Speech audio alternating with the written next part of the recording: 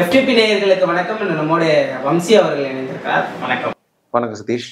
அதிமுக பாஜக கூட்டணி அமையும் போதே நீங்க சொன்னீங்க அந்த கூட்டணியில நிச்சயமா சீமானும் இடம்பெற வாய்ப்பு இருக்கு அப்படின்னு சொன்னீங்க. ஆனா அதுக்கான இண்டிகேஷன்ஸ் இப்ப வர மாதிரி தெரியுது. ஸோ இதை எப்படி நீங்க பாக்குறீங்க?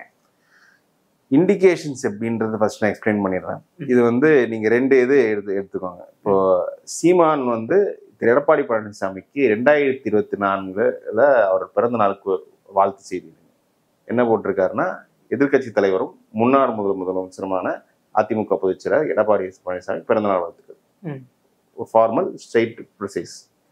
இந்த வருஷம் பிறந்தநாள் வாழ்த்து எடுத்து பாருங்க. இதுல என்ன போட்டிருக்காரு? இதுல அதே மாதிரி இதை தாண்டி எடப்பாடியின் ஆட்சியின் சாதனைகள்ல ஒரு பட்டியல் இருக்காரு. அதுல முதல்ல அவர் பட்டியலிட்டதுன்னா, நாம் தமிழர் கோரிக்கையை ஏற்று தைப்பூசத்துக்கு விடுமுறை கொடுத்தாரு. அது ஒண்ணு. ரெண்டாவது என்ன போட்டிருக்காரு? இந்த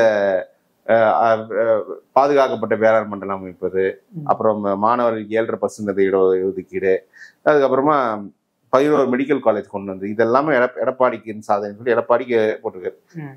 இப்போ இதை போட வேண்டிய அவசியம் இல்லை. நீங்க போன வருஷம் போடலாம். இது ஏன் இப்போ போடுறீங்க? ஸோ அவர் என்ன நினைக்கிறாரு, எடப்பாடிக்கு ஒரு சாஃப்ட் சிக்னல் கொடுக்குறாரு. அது ஃபர்ஸ்ட் பாயிண்டே நாம் தமிழர் கோரிக்கையை ஏற்று அது தைப்பூசத்து விடுமுறை கொடுத்தாருன்னு சொல்றாருல்ல. ஸோ நாம் தமிழர் நாங்கள் கோரிக்கை வச்சா இவர் செய்வாரு, நம்மளோட கோரிக்கைகளை இவர் வைத்து நிறுத்தலாம் அப்படின்ற அந்த ஒரு சாஃப்ட் சிக்னலை அந்த கேடரஸ்க்கு கொஞ்சம் கொடுக்குறாரு. அந்த ஆட்சியில ஒரு பெனிஃபிட் சொல்றது. அப்போ இவரோட கொள்கை தமிழ்நாட்டை தமிழர் ஆகணும், எடப்பாடி தன்னை பச்சை தமிழர் தான் சொல்றாரு. ஸோ அந்த கொள்கையின் அடிப்படையில் எடப்பாடி ஏத்துக்கிறதுல ஒரு பிரச்சனை இல்லை. ஸோ அந்த ஆங்கிள் நமக்கு இதெல்லாம் நல்லா பண்ணியிருக்காரு. திமுகவுக்கு அதிமுக பரவாயில்ன்றது எப்பவுமே அவங்க ஸ்டாண்ட். 2016 கருணாநிதி ஆகிறதுக்கு ஜெயலலிதா வந்துட்டு போகலாம் அப்படின்ற அந்த மாதிரி ஸ்டாண்ட் இருக்குது. ஸோ திமுக அதிமுக பரவாயில்லன்ற ஸ்டாண்டு தான் அப்போ இருந்தார். இப்போ அந்த லைன்ல கொஞ்சம் சாப்பிட்டா போறாரு. அதுல அவருக்கு கூட்டணி எந்த சாய்ஸ் எடுப்பாரா இல்லையான்றது நம்ம இறுதிதான் தெரியும். அது என்னன்னா, மெயின்லி எந்த மாதிரி ஆஃபர் அங்கிருந்து வருதுன்றது பொறுத்து இருக்கு. இப்போ இவர் அரசியல்வாதிகள் என்ன பேசுறாங்கன்னு பார்க்கணும், என்ன செய்யறாங்கன்னு பார்க்கணும். இவர் இப்போ ஒரு இண்டிகேஷன் கொடுத்துட்டாரு, நான் உங்களுக்கு சாப்பிட்டு தான் இருக்கேன்னு.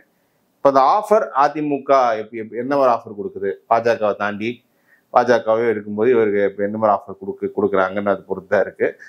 நிச்சயமா சீமான் ஒரு துணை முதலமைச்சர் அந்த மாதிரி ஒரு டீல் எதிர்பார்ப்பாரு. அது கொடுக்குறாங்களா இல்லையா அப்படின்றது தெரியல. பட் நான் முன்னமே சொன்ன மாதிரி சீமான் எடுக்க போகும் முடிவு 2026 தேர்தல் முடிவே தீர்மானிக்கக்கூடிய முடிவாக தான் இருக்கும்னு நான் பார்க்குறேன். ஒருவேளை 2026 சீமான் அவர்கள் தனித்து நிற்கும் பொழுது திமுகவை தோற்கடிப்பதற்காக அதிமுகவிற்காக வெளியில இருந்து வேலை செய்யலாம் இல்லையா? அந்த மாதிரி பண்ண மாட்டாரு. அவர் இது வரைக்கும் வந்தா பண்ணதில்லை. எனக்கு வர ஓட்டு வரணும் அப்படின்ற மாதிரி தான்.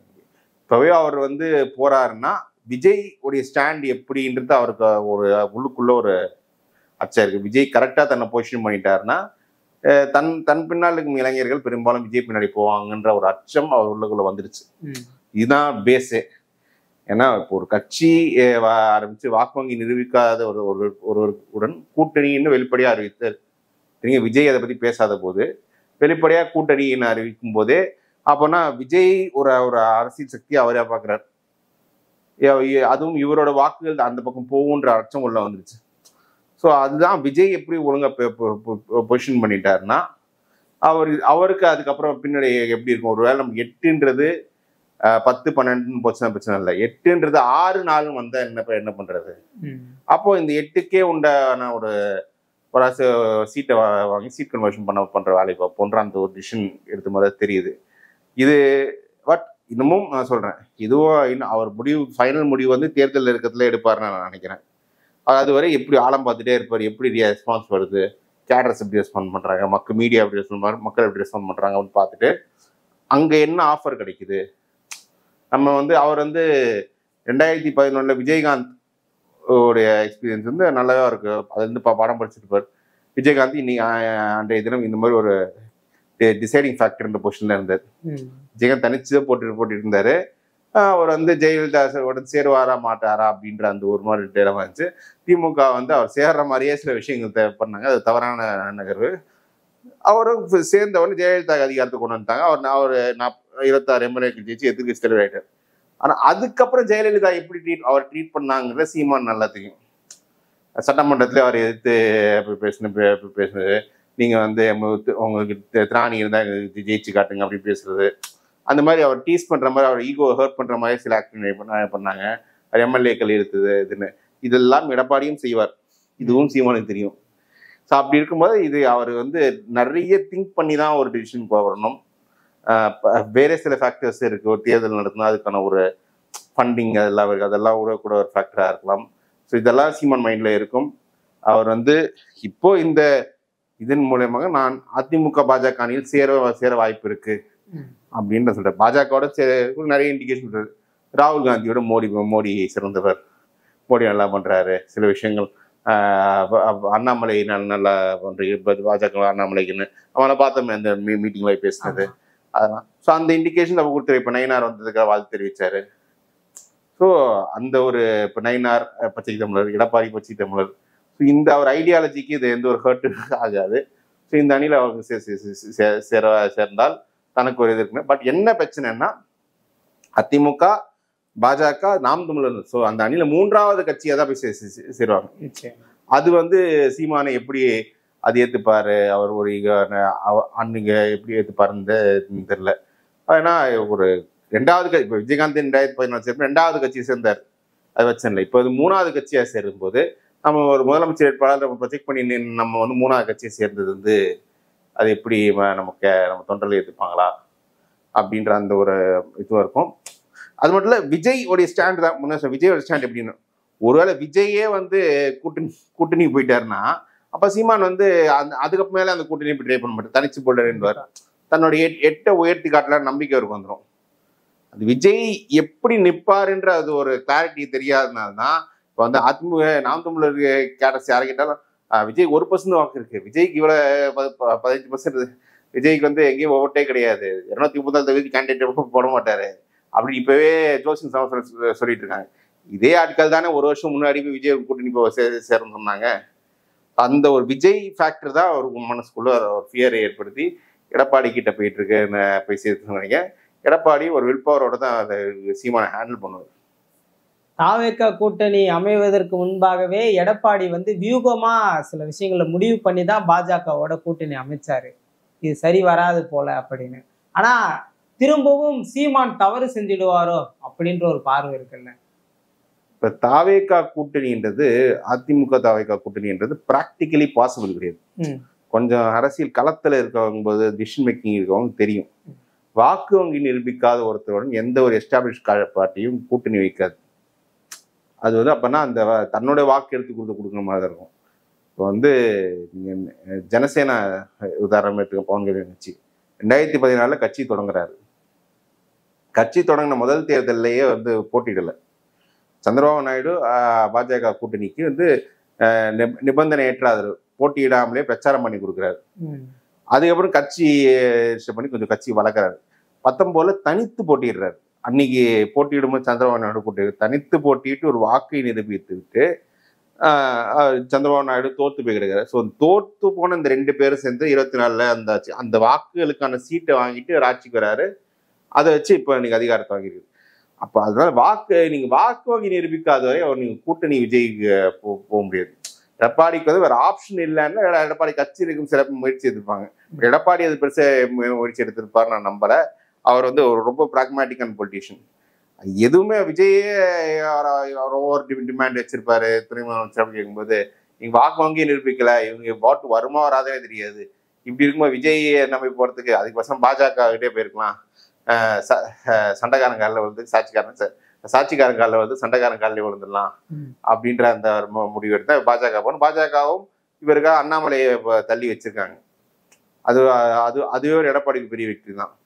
ஸோ அந்த ஒரு அணி எப்போ பேசுறேன்.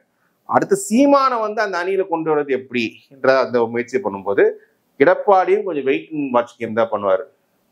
இன்னும் ஒரு வருஷம் டைம் இருக்கு, பொறுமையா பண்ணலாம். இப்பவே நம்ம போய் கேட்டோம்னா இவ்வளவு சீட் கொடுக்க கேட்பாங்க. இப்ப பாஜகவுடன் இப்பயே போனாங்கன்னா அந்த கெமிஸ்ட்ரி ரொம்ப பாதிக்கப்பட்டிருக்கு. அவங்க வந்து மாநில தலைவர் மாத்திட்டு பண்ணோன்ற போது ஒரு வருஷம் டைம் ஆகும். அதனால அவங்க இப்பயே போயிட்டு ஃபைனலைஸ் பண்றாரு. ஆனா இப்ப அடுத்த கட்சி பண்ணும்போது கொஞ்சம் பொறுமையா தான் ஒரு நிதானமா தான் ஒரு யோசிச்சு ஒரு கூட்டணி கொண்டு வர்றாரு. ஆனா நிச்சயமா சீமான அணியில சேர்க்கணும்னு தான் நினைப்பாரு. எல்லாமே அவர் டேர்ம்ஸ் தான் வரணும்னு தான் நினைப்பாங்க. அது எப்படிப்பட்ட ஆஃபர் கொடுக்குறாரு, சீமானும் உறுதியா நிற்கணும், இவரும் உறுதியா நிற்கணும். சீமான் சரி திமுக தோக்கடிக்கல, வேற ஏதோ காரணத்துக்கு ரொம்ப இது ஓகே நீங்க சரியில்லை எங்க அண்ணன் லைட்டா இறங்கினாருன்னா ஒரு கம்மியா சீட்டு கொடுத்து தள்ளி கட்டி விடுது. ஒரு இந்த துணைமுன் வச்சு இந்த மாதிரி ஒரு டிமாண்ட் ஹெவியா வச்சாதான் அவர் பண்ண ஒரு டிமாண்ட் வச்சானா அப்போ அவர் எப்படி ரியாக்ட் பண்றாருன்னு பொறுத்தா இருக்கு. அது மறுபடியும் விஜய் ஃபேக்டர் அப்பவும் இருக்கும். விஜய் நீங்க பாத்தீங்கன்னா பிறந்த நாள் வாழ்த்து தெரிவிச்சிருந்தாரு, இந்த பிறந்த நாள் வாழ்த்து தெரிவிக்கல. சப்பா எடப்பாடி டோர் நம்ம க்ளோஸ்ட் அவரே ரிலீஸ் பண்றாரு. அப்படிதான் போகும் நிச்சயமா. ஆனா சீமான் கூட்டணிக்கு போறாரு அப்படின்னாவே பொதுவெளியில சொல்லக்கூடிய வார்த்தைகள் என்னவா இருக்குன்னா, தமிழ் தேசியத்தை பேசக்கூடியவங்க எப்படி திராவிடத்தையும் இந்திய தேசியத்தையும் ஏத்துப்பாங்க அப்படின்னு சொல்லுவாங்க. அதுக்கப்புறம் வரக்கூடிய ஃபண்டு வராது, வெளிநாடுகள்ல இருந்து வரக்கூடிய ஈழத்தமிழர்களுடைய ஃபண்டு வராது அப்படின்ற இந்த விஷயங்களை குறிப்பிட்டு சொல்லும் பொழுது, இது தொடர்ந்து தமிழ் தேசியத்திற்கான ஒரே ஒரு கட்சியா தமிழ்நாட்டுல சீமான் தான் இருக்காரு அப்படின்றாங்க. அதனால அதை நிலைநிறுத்தணுன்றதுக்காகவே தனிச்சு போட்டிடுவாரோ? அவர் எல்லாருமே அவங்க லாபத்துக்கு தான் கட்சி நடத்துவாங்க. இதே சீமான் வந்து இலை மலர்ந்த ஈழமலர் சொன்னால்தான் அவருக்கு என்ன லாபமோ அது அப்ப தனிச்சு நிக்கிறதுல அவருக்கு லாபம் கிடைச்சது. இன்னொன்னு சொல்ல போனா சீமான் இவ்வளவு நாள் தனிச்சு நிக்கிறாருன்னா அவருக்கு வாய்ப்பும் பெருசா வரல. அதுவும் சீமானுக்கு திமுக அதிமுக எங்களோட வாங்க டிமாண்ட் காத்து கிடந்து அவர் போகாம இருந்தா ஃபைன். அவங்களும் இவங்களோட கூட்டணி வைக்கிறது. ஏன்னா அவங்களுக்கு தெரியும் ப்ராக்டிக்கலா இது இந்த ஓட்டு நம்மளுக்கு டிரான்ஸ்ஃபர் ஆகுது, ரிபெல் ஓட்டு தான் டிரான்ஸ்ஃபர் ஆகாது அப்படின்னு அவங்க புரிஞ்சுக்கிட்டாங்க. இப்ப நிலைமை என்னன்னா அந்த ஓட்டு கொஞ்சம் அதிகமாயிடுச்சு. சரி இப்ப நம்ம அந்த ஓட்டு கொஞ்சம் அதுல பாதியா டிரான்ஸ்ஃபர் ஆனா நல்லா இருக்கும் அப்படின்ற மைண்ட் செட்ல போறாங்க. தமிழ் தேசியம் இந்த ஐடியாச்சிட்டாங்கன்னா இப்ப 1967 திமுக வெற்றி பெற்றும் போது அந்த அணியில சுதந்திரா கட்சி இருந்தது, கம்யூனிஸ்ட் இருந்தாங்க, பிரஜா சோசியலிஸ்ட் கட்சி இருந்தாங்க.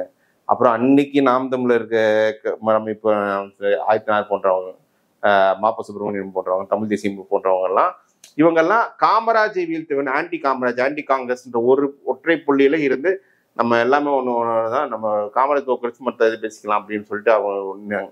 அதே மாதிரி திமுகவை வீழ்த்துவதற்கு எல்லாருமே ஐடியாலஜி கலந்து ஒன்றிணைக்கணும், ஒரு பைப்போலர் ஃபைட்டு கொண்டு வரணுன்ற அந்த மைண்ட் செட்ல இருக்கும் போது ஆன்டி டிஎம்கே என்ற பாயிண்ட்ல இருக்கும். சீமான் ஒரு ஓட்டர்ஸை பொறுத்தவரை மெஜாரிட்டி ஆன்டி டிஎம்கே, அதிமுக எதிர்ப்பை தாண்டி திமுக எதிர்ப்பு அங்க பிரதானமா இருக்கும். அதனால அந்த ஓட்டர்ஸை கன்வின்ஸ் பண்ணி ஓட்டு டிரான்ஸ்ஃபர் பண்ண வைக்கலாம் அப்படின்னு 2 பேரும் நம்புவாங்க. ஒரு முயற்சி தான். ஏன்னா நம்ம முன்னமே சொன்ன மாதிரி இப்போ அதிமுக பாஜக கூட்டணின்னு சேர்ந்துருக்காங்க. இந்த அணி தான் 19 இருந்து 21 இருந்தது. ஏற்கனவே இந்த திமுக தோத்து போன அணி தான் இது. இந்த 2 பேர் மட்டுமே வச்சு ஜெயிக்க முடியாது. சீமான் வச்சு ஒரு ட்ரை தான், எப்படி தோக்க போறோம். சீமான் வச்சு ஒருவேளை வெற்றி பெற்றுனா அந்த ஓட்டு வந்து வெற்றி பெற்ற அதிகாரம் இல்லை ஒண்ணுமே நம்பிடும், பரவாயில்ல இப்பவும் தோக்க போறோம் அப்பவும் தோக்க போறோம் அப்படின்ற அந்த மைண்ட் செட் தான். ஆளும் கட்சியின்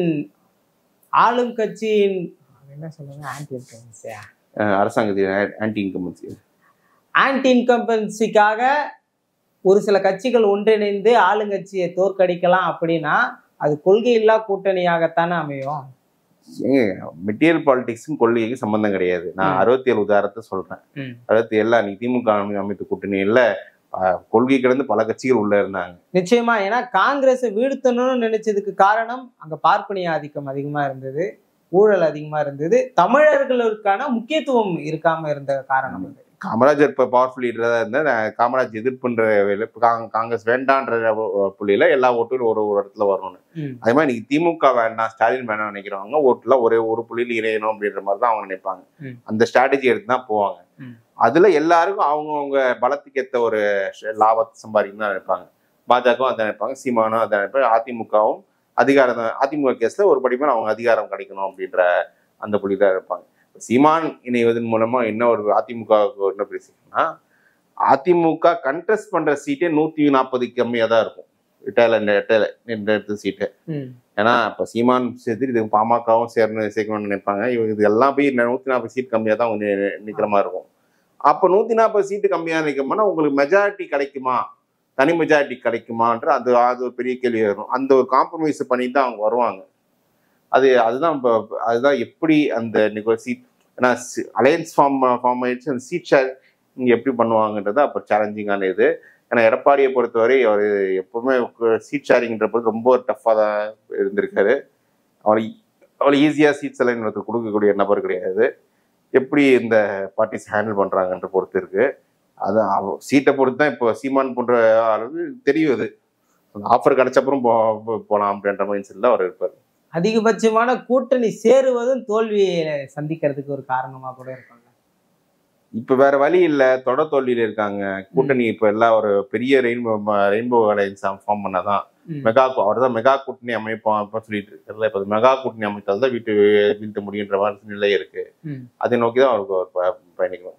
நிச்சயமா 24ல எடப்பாடி சொன்னதை 26ல நிறைவேற்றிருக்கிறாருன்னு தான் பார்க்க முடியும். நிறைவேற்றிருக்காருல 26 பார்க்கணும். அதான் பொறுத்து இருந்து பார்ப்போம் எப்படி இருக்குது களம் அப்படின்னு. நன்றி.